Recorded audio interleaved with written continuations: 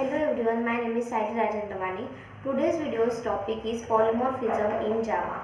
So polymorphism in Java is a concept by which we can perform a single action in different ways. Polymorphism is a combination of two Greek words. First is poly and second is morph. Poly means many and morph means form. So polymorphism means many forms.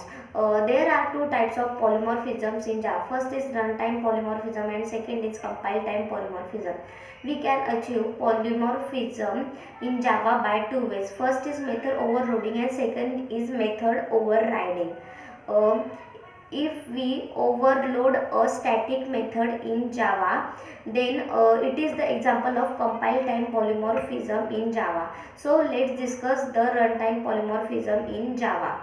Uh, runtime polymorphism or dynamic method dispatch is a process in which a call to an overridden method is resolved at run time rather than the compile time.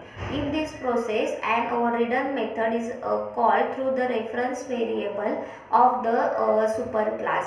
The determination of the method is to be called or based on the object being referred to the reference variable. Let's first understand the upcasting before the runtime polymorphism. Upcasting. It is the reference variable of parent class refers to the object of child class. It is known as downcasting. Then next is downcasting. If the reference variable of the child class refers to the object of parent class, then it is known as downcasting.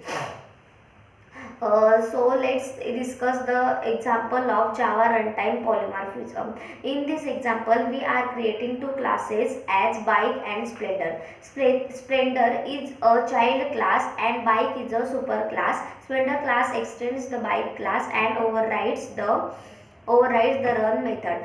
We are calling the run method by the reference variable of a parent class since it refers to the subclass object and subclass method overrides the parent class method. The subclass method which is invoked at the runtime. Since method invocation is determined by the JVM, not by the compiler, so it is known as runtime polymorphism.